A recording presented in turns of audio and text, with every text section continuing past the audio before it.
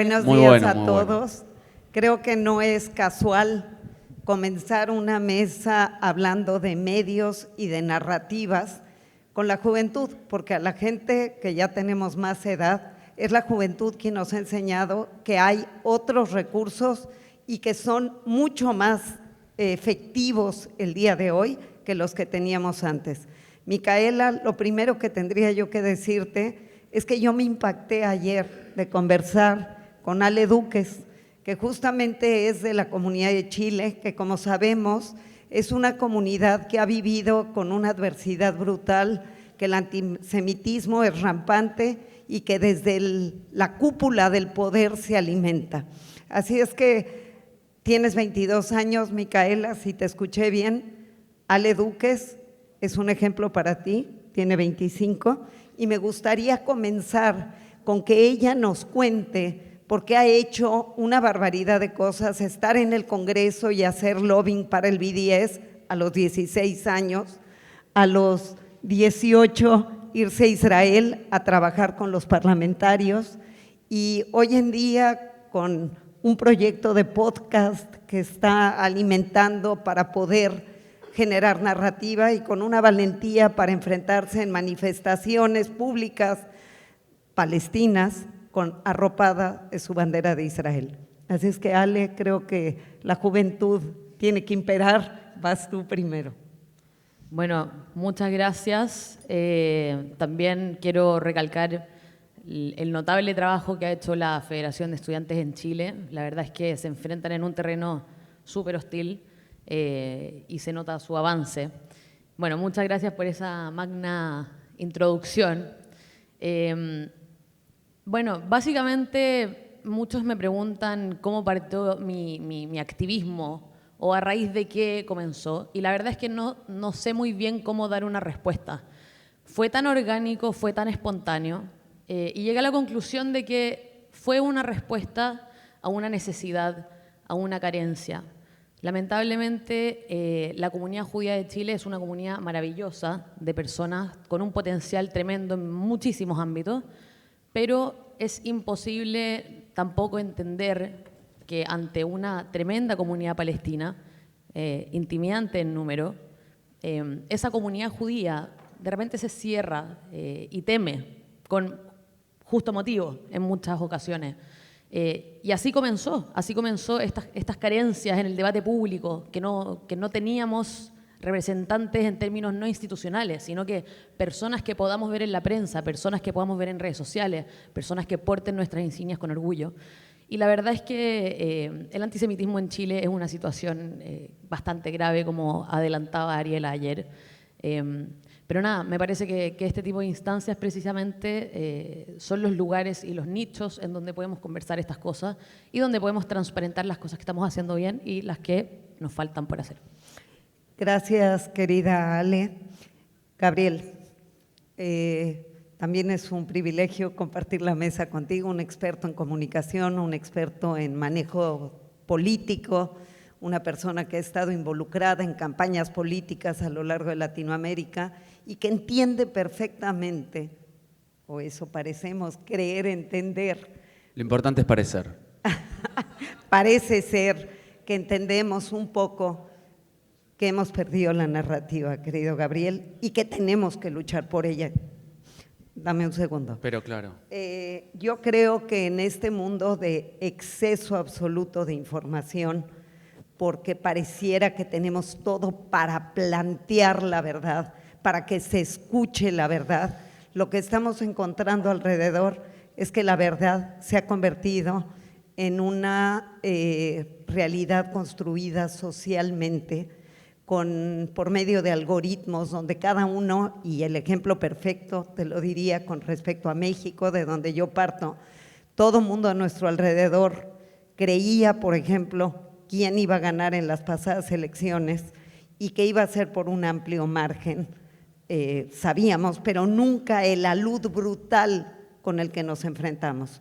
Entonces, pareciera que vivimos en una burbuja donde, y no quiero ser más que irreverente, como ha habido algunos aquí irreverentes en la plática anterior, el profesor israelí, de alguna manera pareciera que creemos que lo que escuchamos hacia el interior es la verdad, y es la verdad que está privando en otros lugares. Y nos damos cuenta que estamos en una cámara de ecos, en donde nos escuchamos a nosotros mismos, pero no estamos penetrando hacia afuera, ni tenemos una propuesta estratégica inteligente para poder ganar esa narrativa. De alguna manera estamos replegados a la defensiva, contestando, y quizá un poco la respuesta es lo que tú decías. El 7 de octubre nos transformó.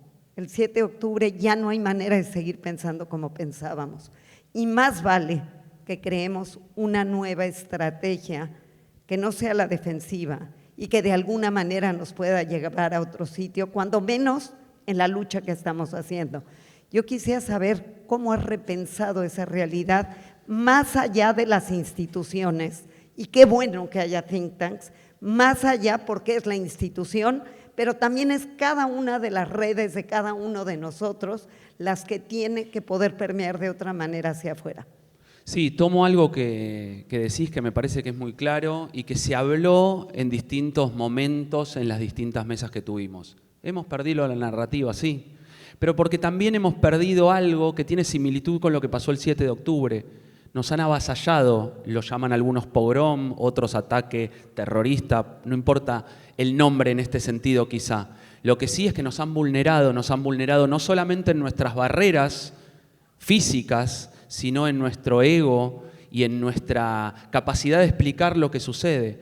Entonces me parece que nos colocaron en otro nivel. Y nosotros no estábamos preparados para ese nivel, porque nuestra narrativa, hablábamos muchas veces del Waze o del tomate cherry, como se dice habitualmente, y sin embargo la narrativa hoy requiere una explicación y una defensa en una situación de guerra. Entonces muchas veces no estamos preparados para esa situación en la que nos estamos enfrentando. Y concebimos que debemos volver al mecanismo anterior que no fue eficiente, pero lo que cambió fue el contexto. Y cuando cambia el contexto y utilizamos los mismos mecanismos, terminamos padeciendo casi entre la descoordinación y el desequilibrio. Parece que estamos fuera de la realidad. Entonces queremos combatir a un enemigo que nos ataca. Y acá no hago la aclaración si físicamente o en los medios de comunicación o en las redes sociales. Un enemigo con claridad, en un contexto de guerra, en un contexto de terrorismo, nos ataca. Si nosotros pretendemos defendernos a través de WhatsApp con un efecto comunidad en una caja de resonancias de eco, estamos equivocados. Y quizá ustedes que están aquí no están equivocados, o por lo menos tienen la claridad o la visión de qué se debe hacer.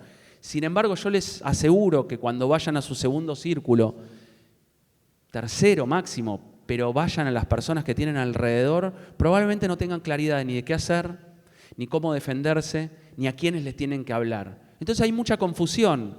Ahora, si los círculos de pensamiento que están en estas mesas, digo círculo porque los veo a todos en círculo y me parece significativo, los círculos de pensamiento que logramos en estas mesas, no logramos sacar conclusiones de claridad, aunque nos abran otras preguntas, pero por lo menos marcar la línea de hacia dónde vamos a normalizar algo que me decía Silvio y lo tomo, que terminamos siendo reactivos en momentos en los que no podemos ser reactivos, y nuestras comunidades en el mundo nos piden claridad de hacia dónde ir. Y ni siquiera me meto en los medios de comunicación o las redes sociales del qué decir. Sin embargo, lo primero que tenemos que tener es una estrategia en común, que puede tener narrativas complementarias. Acá se discute, fíjense que la discusión que tuvimos en muchos momentos es si tenemos una narrativa o tenemos varias. Pero es una discusión de forma, y yo entiendo que las formas en política es el fondo y es importante, pero la verdad es que necesitamos la narrativa del combate. Nos interpelaron a otra situación, hay una situación real que nos pide respuestas, y muchas veces nosotros en estos foros no estamos dándolas.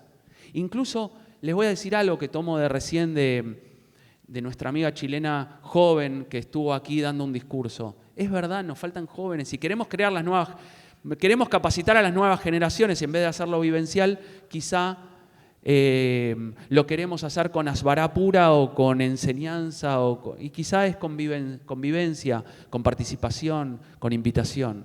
Entonces, me parece que la única conclusión que tengo para sacar de esto de perder la narrativa es que no nos perdamos en la caja de ecos, me gustó ese término, y no seamos reactivos. Tenemos que encontrar la estrategia común. No soy el especialista en los contenidos judaicos, claramente, pero ustedes sí. Ustedes tienen que no solamente dialogar, sino llegar a conclusiones válidas para poder bajar a los segundos círculos que yo creo, y esto es una opinión discutible, por supuesto, están perdidos, están equivocados, no encuentran el camino de dónde conectarse y de qué manera sí defender algo que nosotros creemos legítimo, que es la defensa de un Estado democrático luego de un ataque terrorista. Gabriel, tú dices, yo no soy experto en temas judaicos. Y yo les diría, yo tampoco era antes del 7 de octubre. Pero el 7 de octubre a mí me hizo salirme de estar escribiendo libros de crónicas y de biografías y entender que os salimos fuera de la caja y comenzamos a explicarnos la realidad de otra manera para poderla explicar hacia afuera, o tenemos perdido el camino. Y las respuestas institucionales son necesarias, pero no podemos limitarnos a ellas. Tenemos una nueva guerra y esa nueva guerra es en muchos frentes. Es, por supuesto, con Hezbollah, con Hamas, con Irak, con las milicias de Irak, con las milicias de Siria, con los hutíes, pero también tenemos una guerra en la diáspora. Y esto es lo que nos muestra que Israel y la diáspora tenemos que estar unidos en yo no digo un único frente común, pero sí en una estrategia común. Y lo que ha pasado es que o estamos atados a las respuestas militares que tardan mucho en llegar, porque, por ejemplo, cuando el hospital, que primero 7 de octubre, parecía que la conmiseración del mundo iba a plegarse a nuestro lado, y inmediatamente se dieron cuenta que habían ido demasiado lejos y inmediatamente soltaron en un medio tradicional, pero que es muy importante y que no podemos perder de vista, que es Al Jazeera, se suelta la información de ese ataque brutal por parte de Israel para decir que Israel mató niños, para decir que Israel mató enfermos. Y tardó una semana en que la verdad llegara a los medios. Espérame tantito. Yo te quiero decir esto. Y te voy a decir por qué. Pero déjame que te diga Porque esto. Porque la verdad, nada más déjame concluir con esta oración, porque la verdad pareciera que apenas está atando las agujetas del tenis, cuando las fake news ya corrieron 7 carreras y ya invadieron todas las redes. Coincido y te sumo, la verdad está perdida y nosotros estamos en búsqueda de la verdad y quizá nuestra batalla tiene que ser otra. Exactamente. Y no es una batalla filosófica de la verdad. ¿Cuál es la verdad? Quizá es una batalla de territorios también, digo, mediáticos y digitales, por supuesto que estratégicos, territoriales. Pero es una batalla de territorios, de cómo se difunde. Y yo creo que ahí Ale ayer nos enseñó mucho de cómo tratar de ir a abarcar esos territorios, que en lo digital es una batalla muy importante. No sé, Ale, si coincides. A mí me gustaría preguntarte, porque tú has salido a pensar fuera de la caja con una estrategia, yo diría por lo que escuché, y a mí me gustaría que la escuchen, desde una absoluta soledad, donde tú haces lo que tienes que hacer porque estás convencida que hay que hacerlo, con las amenazas que implica, porque los que estamos en esto ya las empezamos a vivir, con los memes de que nos van a matar. A mí me gustaría que hables de cómo lo vives, cómo lo sientes y en qué medida la institución tendría que estar pensando de otra manera, porque el 7 de octubre es un parteaguas para generar una estrategia diferente. No la verdad, no Silvia, transitar a la verdad, sino para generar una estrategia diferente. Bueno, la gente de Chile sabe que mi activismo y lo que llevo haciendo los últimos, no sé, 5, 6, quizás ya 7 años, se caracteriza por un poco por esa soledad. Pero yo creo que hay dos temas importantes en relación a esa soledad, por decirlo así. Por un lado, ser activista independiente, pese a que en algún momento de mi carrera tuve cargos institucionales, hoy en día tengo nuevamente un cargo institucional. Esa independencia te da la ventaja de que las instituciones de tu comunidad que están haciendo su trabajo no te pueden cortar las alas, de alguna forma, cuando uno, digamos, quiere decir ciertas cosas que son un poco más difíciles, un poco más complicadas. Sin ir más lejos, pongo un ejemplo reciente. Llevábamos 2 semanas más o menos en guerra con Hamas. Esto fue a finales de octubre y la institucionalidad de la comunidad palestina de Chile llevaba ya el presidente de la comunidad palestina de Chile un par de entrevistas bastante brutales, entre otras cosas, que para qué nos vamos a amargar con los detalles feos. Y un día dije, bueno, nadie nunca le ha hablado directamente al directorio de la comunidad palestina. Nadie, nunca. Entonces, agarré el celular, puse record y me grabé hablando 15 minutos, sacando, digamos, todos los trapos sucios que nadie de la institucionalidad de la comunidad judía o de la Embajada de Israel, por razones institucionales, podían decir. Y bueno, claramente ahí, anecdótico después, fue un mal necesario, por decirlo de alguna forma. Pero por el otro lado, sí es difícil estar activando un poco con este modus operandi de lobo solitario. A veces, obviamente, uno necesita que la institucionalidad te preste un poco más de ropa, quizás te preste un poco más de apoyo. Sin embargo, yo también he querido tener la libertad de poder decir este tipo de cosas, de poder hablarle directamente al presidente de la comunidad palestina, de poder hablarle directamente a X político, al presidente de la República, sin ir más lejos. Entonces sí, es una actividad, digamos, sola, pero yo creo que se retribuye al final con el impacto positivo que a nivel comunitario puede tener y que al final la institucionalidad también lo agradece. Yo creo que es muy importante lo que haces, es muy importante que estén las instituciones y no estamos peleados. Eso es lo que tendría que decirse claro. Lo que tenemos es que crear estrategias en común para que cada actor pueda estar haciendo su tarea. Y la pregunta para ti, cuando yo decía Cámara de Ecos, mi manera de ver las cosas viniendo de afuera, porque nunca he trabajado, creo que el último congreso que estuve de esta naturaleza, Marcos Meta, no me dejarás mentir, fue cuando estábamos bien chavitos y nos fuimos a un seminario de COSLA en Venezuela. Yo tenía 20 años, ya era mamá, 21, pero decían que la chavita de la TNUA que hable. Y fue un escándalo y esa es otra historia que platicaremos en otro momento. Pero no tenemos que usar solo recursos internos. Yo creo que tenemos muchos aliados fuera que tendríamos que estar totalmente vinculados en esa posible estrategia, porque es gente inteligente que no se ha plegado al cuento del BDS y al cuento de todo lo que circula hacia afuera y que tendríamos que estar buscando esos aliados para que también dieran respuesta. Sí, yo en esa lógica creo que hay varios niveles. Lo de conseguir aliados creo que es clave.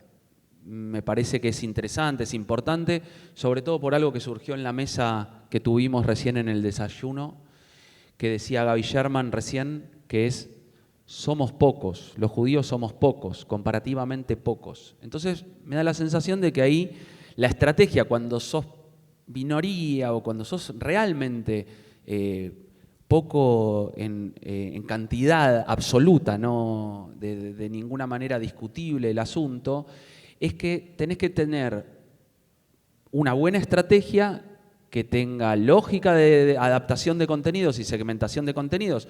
No es lo mismo hablar en medios que en redes, y los voceros probablemente no sean los mismos. Yo me imagino grandes periodistas sobre el tema judío, israelí, que quizás no son influencers de redes sociales.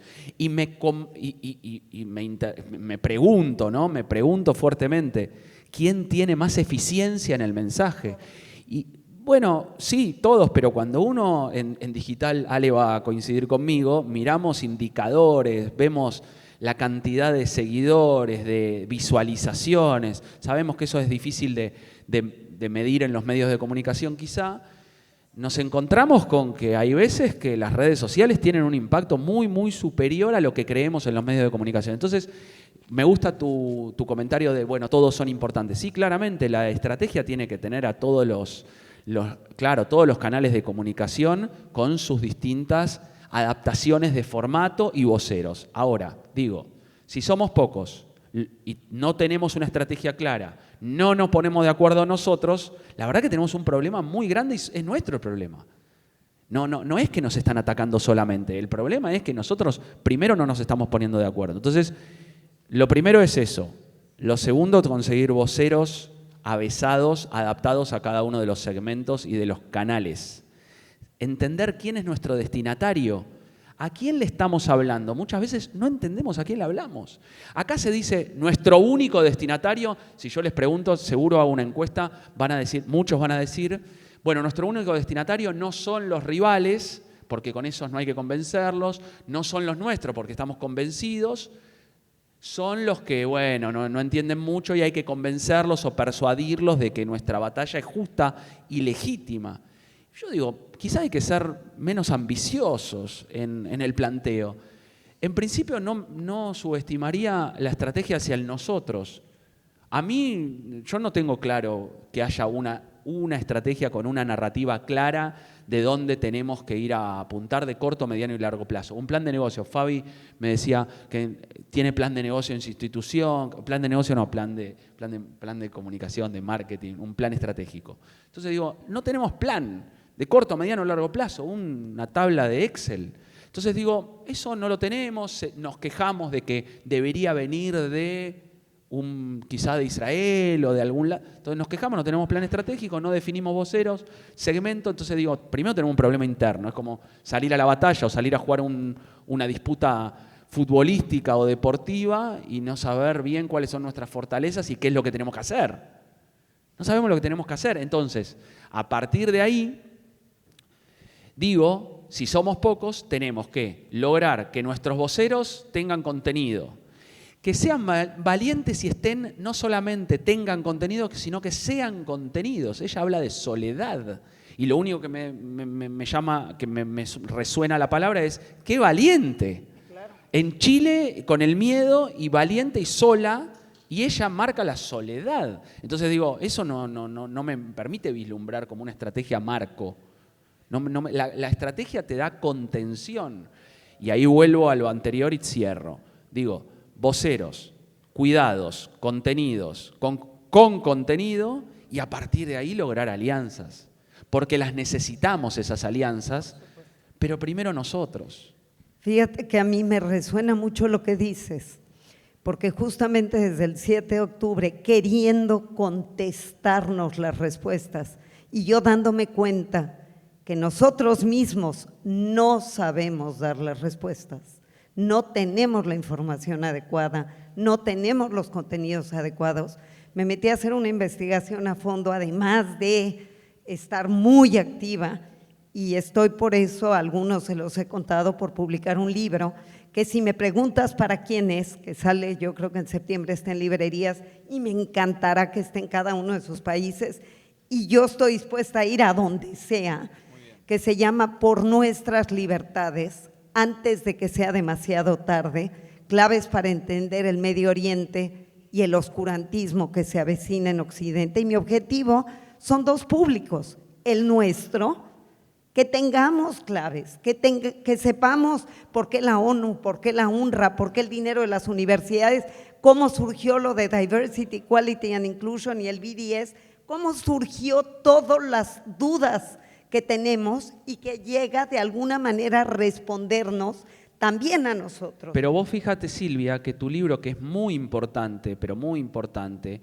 que aclara, tiene un público determinado, es un canal, y seguro que el público que sigue a Ale, quizá, y tampoco vamos a discutir. No, son 3,000, 5,000, 7,000, Claro, punto. pero es importante igual. Necesitamos a los jóvenes. A mí me gusta la palabra orquestación, y ahí te dejo, pero la palabra orquestación es como la orquesta que distintos instrumentos convergen en la creación de una melodía con un director. Y en ese sentido todos son importantes. No sé si quieras contestar, pero yo quería agregar algo. No tenemos una estrategia, que yo no sé si saben quién es Eylon Levy. Bueno, él fue el encargado los primeros 6 meses, desde el 7 de octubre en adelante, fue el encargado de ser el vocero no militar. Lo acabaron corriendo porque contestó algo que no les gustó a Lord Cameron. Pero yo lo escuché en unos premios que dio Bnei Brit apenas.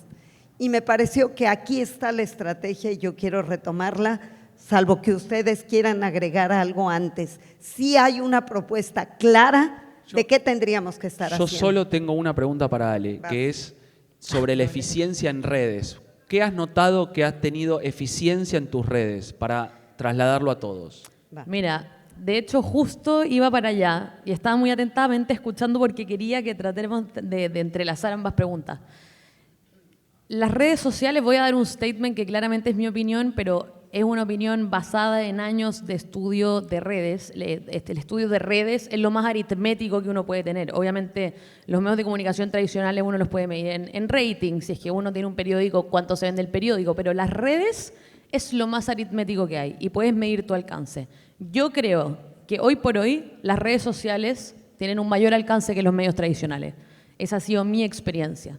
Si es que subo contenido a redes sociales, un contenido fuerte, controversial, generalmente tiene más alcance ese contenido fuerte y controversial que está en redes sociales antes de que un medio tradicional como, no sé, una vez me entrevistó CNN para una situación, hace 2 años atrás, para una situación bien difícil que estaba sucediendo en Israel.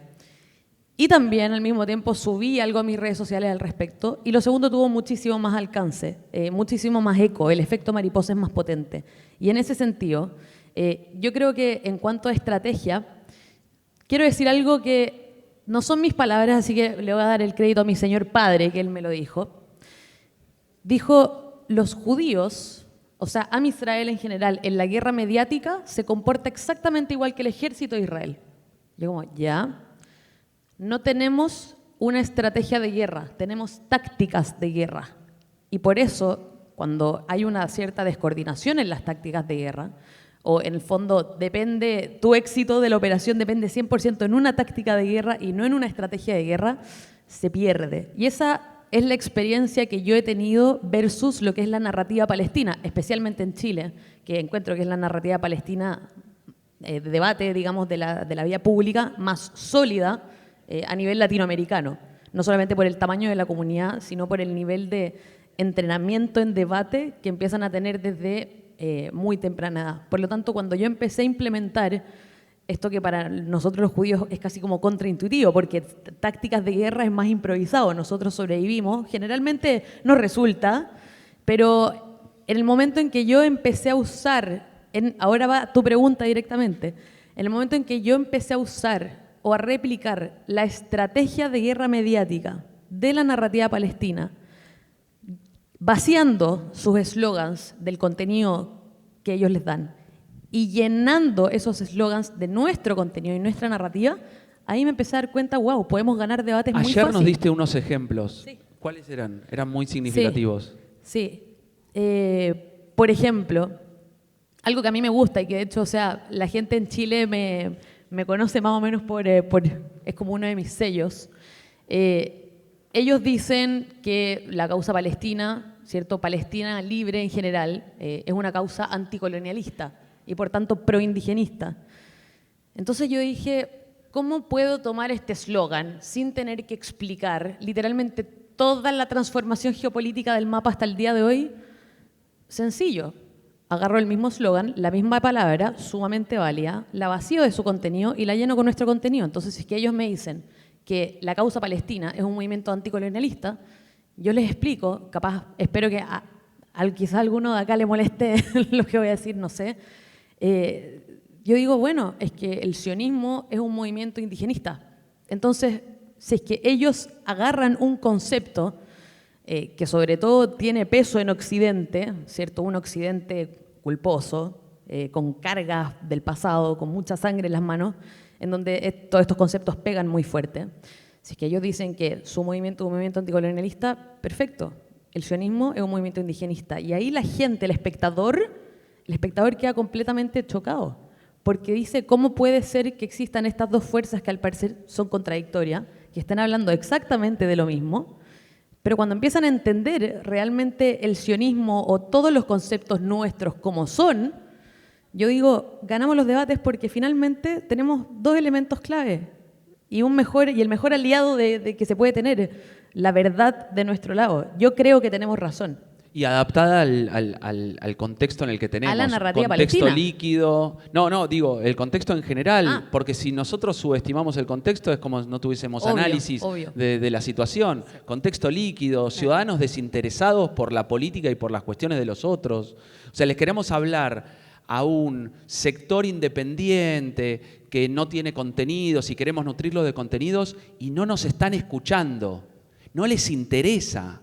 ¿Lo entienden esto? No les interesa en lo más mínimo lo que tenemos para decirles en nuestra defensa. Por lo tanto, tenemos que ser eficientes. Y ahí es donde creo que... Me tomé algo que dijiste.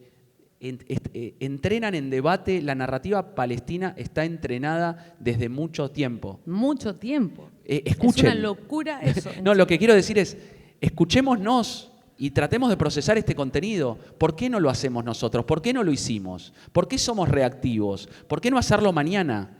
¿Por qué no empezar en la lógica de, con los jóvenes, con los que, voy a decir una tontería, ¿no? Pero los grupos que llevamos, que son Madrijim, quizá lo estamos haciendo, y no lo sé, pero quizá hay que hacerlo con una estrategia mucho más confrontativa, con argumentos más sólidos, no tan livianos. Quiero decir algo en relación a eso que me parece muy importante. Desde las escuelas, aprender a debatir. Pero escucha, más que eso, porque te lo digo, lo viví en carne propia y sé lo que no funciona y sé lo que funciona. Aprovechar tu experiencia en esa lógica también. ¿Ah? Porque yo digo, que surgió en una de las mesas que tuvimos. Escuchen esto porque me parece que es como conclusión, es muy importante, ¿no? Me parece que es clave. La eficiencia en el debate como comunidad y como judíos, incluso como sociedad, como pueblo judío, la eficiencia en el debate tiene que ver con nuestra supervivencia. Surgió en una mesa y lo tomo, no sé a quién se lo robé de ustedes, pero fue alguno de ustedes, no es mío. Pero es buenísimo porque lo digo en micrófono y parece mío, ¿no? Entonces, que eso es más importante. Lo que digo es clave que entendamos esa lógica. Capacitarnos en debate con las nuevas reglas implica cuestiones que tienen que ver con nuestra supervivencia. Ese punto es las nuevas reglas, precisamente eso, y eso es algo que nosotros hablamos los tres ayer planificando todo esto. Es bastante improvisado, por si acaso no nos quiten el crédito, simplemente nos conocimos. Pero estuvimos hablando y hay algo que yo dije, hicimos referencia a algunos de, valga la redundancia, estos grandes referentes de Asbará en el mundo hispanohablante. Y yo dije, pero es que eso no funciona. Hemos traído a los más grandes referentes de Asbará a debatir con figuras políticas públicas palestinas en términos de cultura y conocimiento mediano bajo, pierden todos los debates. Las reglas del juego han cambiado y el hecho de que yo use eslogans de la narrativa palestina no significa que yo caiga en su juego. Significa que yo estoy recuperando algo que se me extirpó a la fuerza, porque si es que ellos dicen, volviendo al mismo ejemplo, si es que ellos dicen que el movimiento Free Palestine es un movimiento anticolonialista, a mí se me extirpó un concepto tan intrínseco de algo tan mío, que es el sionismo. Entonces hay que recuperar esos espacios. Hay que recuperar esos espacios usando esa narrativa. A eso vamos. Nos quedan unos minutos, no sabemos si quieran preguntar en estos minutos. Quedan 5 minutos, así que, a ver, una mano de joven. Ahí hay otra.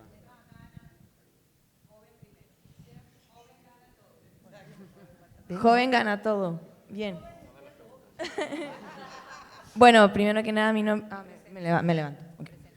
Hola a todos, mi nombre es Tamara Fishman, también soy de Chile, mejor amiga de la señorita que está ahí arriba. Soy expresidenta de la Federación de Estudiantes, he vivido con la ALE en ambientes sociales, laborales. Sí, voy. A esto voy. Desde hace mucho, antes de que la ALE comenzara con este proyecto que son sus redes sociales. Y Gabriel, no te conocía hasta ahora, pero creo que para ti también ha sido un proceso, este cambio un poco como de modalidad fuera de lo normal. Entonces mi pregunta es, ¿cómo uno puede adaptar su pasión o esta vocación por los medios a una vida quizás laboral, estudiantil, de estudiar, de trabajar? Porque los medios consumen tiempo. O hacer un buen post no es solamente buscar la palabra correcta, sino que es un análisis mucho más profundo. Entonces, ¿cómo ha sido ese proceso? Voy a varias preguntas. Vamos a hacer varias preguntas a ver si hay para varios. Pero mejor... Si respondes corto, Sí, cortito. ¿Listo? Qué raro estar como contestando en una conferencia a una mejor amiga del colegio, rarísimo. En verdad, muy raro. Tamara, te cuento.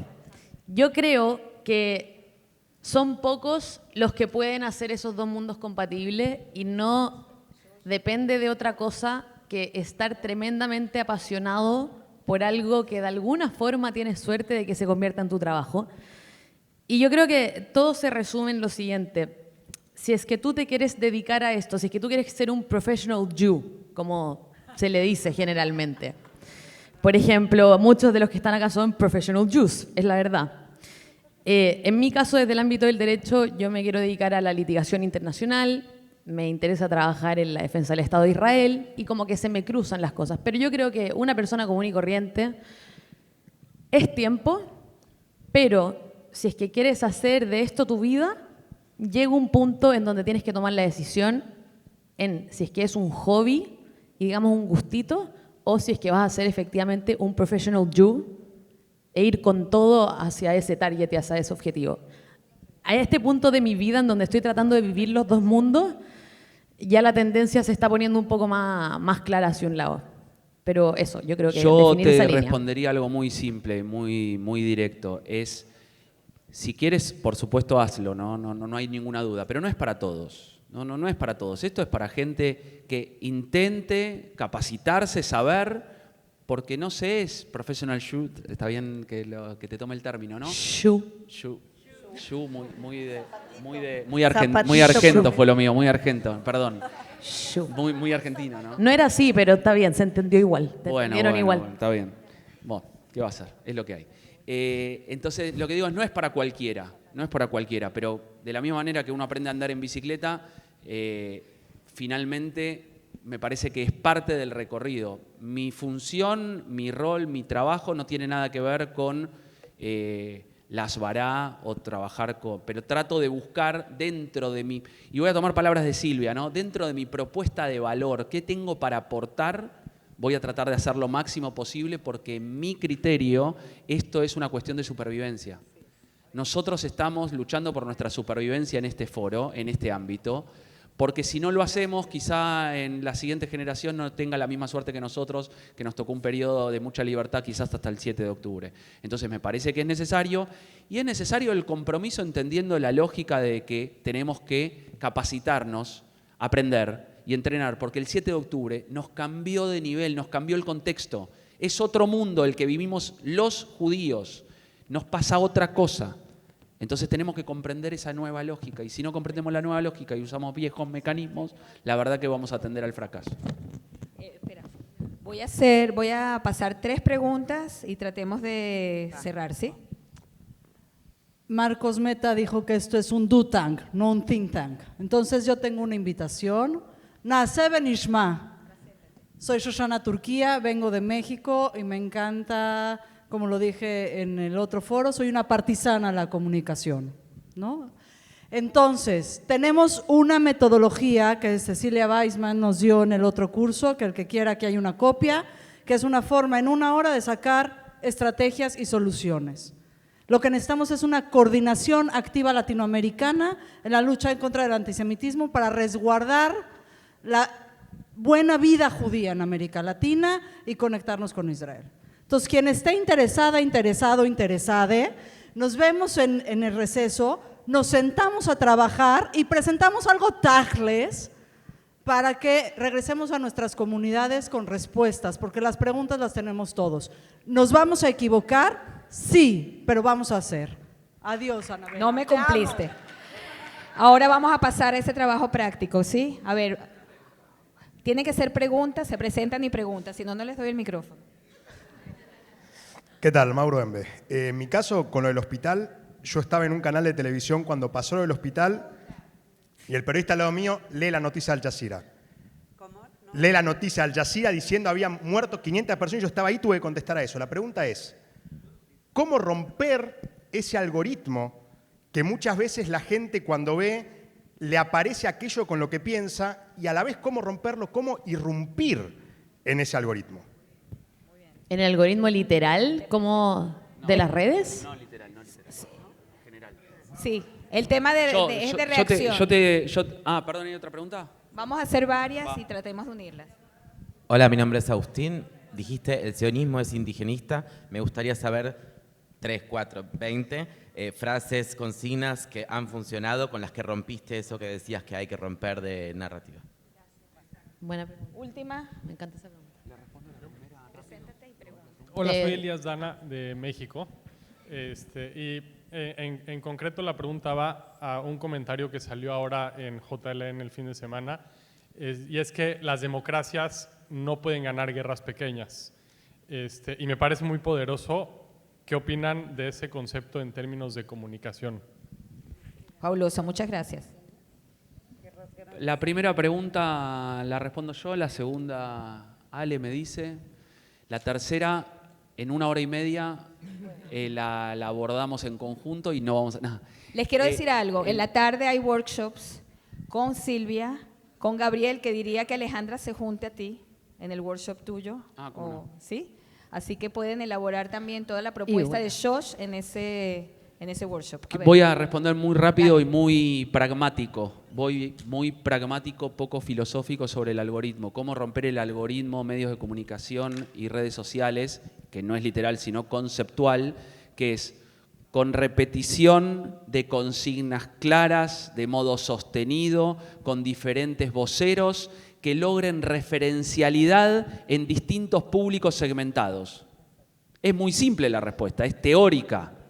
Ahora, entendamos, Mauro, vos lo haces bien aparte, que es repetición, es un fenómeno de repetición, que muchas veces en el judaísmo no estamos acostumbrados porque somos librepensadores.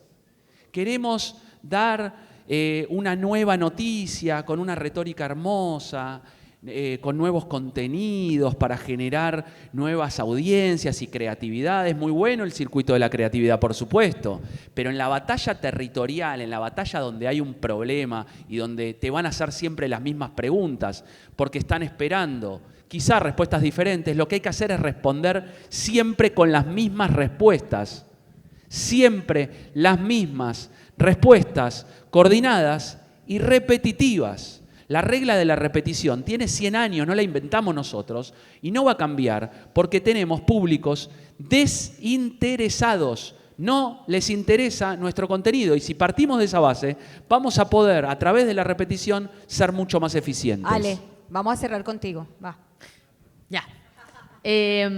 Paréntesis, necesito hacer un espacio publicitario porque literalmente tengo un podcast en el que hablo en profundidad de todo esto. Se llama Levantinas, ¿ya? Para que se lo anoten, por favor. Gracias. Se lo paso en el chat. Adelante. Es fan, hay una fan. Dale. Gracias, fan. Dale, No te veo, pero gracias. Dale. Ya, Necesitamos perdón. cerrar, Voy. necesitamos cerrar. Bueno, muy buena pregunta. Básicamente yo empecé a plantear esto a propósito de... Perdón, tengo que hacer esta introducción si no me puedo dar a entender. Tuve que plantearme esa perspectiva a propósito de una respuesta reactiva, valga la redundancia, a un eslogan de ellos. Pero gracias a la narrativa palestina, por decirlo así, es que entendí e hizo un revisionismo histórico personal de lo que es el sionismo per se, yo no siendo una persona progresista en términos políticos. Entonces, tú me preguntaste, ¿cómo podemos decir que el sionismo es un movimiento indigenista? Te voy a decir 4 cosas, las primeras así relámpago que se me vienen en la cabeza. En primer lugar, el sionismo es el movimiento de liberación nacional judía. Primero. Segundo, sucede en términos prácticos, materiales, en el contexto de los movimientos de descolonización de Asia y África post Segunda Guerra Mundial, o también conocido como la época histórica de los movimientos de descolonización indigenista. En tercer lugar, si es que el concepto tiene la palabra incluida de lo que es el nombre de la capital o del estado indígena del que uno viene, por ejemplo, en Chile, el movimiento mapuche se llama Gualmapu y el movimiento también se llama Gualmapu. Entonces, sionismo que tenga ese prefijo implica y nos lleva inmediatamente a ese concepto. Tengo déficit atencional y eso me acaba de concentrar mucho. De nuevo, o sea, en cuarto lugar, creo ya, el hecho de que el sionismo se haya dado en un contexto en donde los judíos, como gentilicio que sale de Judea, haya estado disperso por el mundo y haya buscado propiciar un hogar nacional, calza no solamente con el concepto que nosotros manejamos per se, sino que entender, y esto es lo más loco dentro de todo el revisionismo histórico que hice, que el sionismo y la fundación del Estado de Israel en realidad no tuvo nada de especial en términos históricos. Sucedió en un contexto, por lo tanto, si es que tú te enfrentas a esta persona progresista, generalmente proindigenista, y tú le explicas eso dentro de un contexto histórico, bajándole el perfil a Israel, sin decir que es algo extraordinario o especial solamente porque sea el Estado judío, le va a tener que hacer lógica histórica. Y generalmente ese es un punto de debate con el que, digamos, se gana por goleada, siempre. Ese argumento nunca me ha fallado porque es demasiado verdadero. Así que escuchen Levantinas para aprender más de esto. Quisiera cerrar un poco la mesa. Un poco no, cerrar. Cerrar, punto. Con una idea para dejarla pensando y que tiene que ver con lo que Shoshana Turquía decía, que es que tenemos que rechazar, repeler y reparar, quizá con un comunicadores elite, un poco retomando lo que decía alguien aquí, gente pagada, tenemos que pensar que tenemos que pagar a gente para que se genere verdaderamente una estrategia real. Tenemos que tener un cuarto de guerra para que todo lo que sale en toda Latinoamérica podamos contestarlo de inmediato y saber de qué estamos hablando y generar una comunidad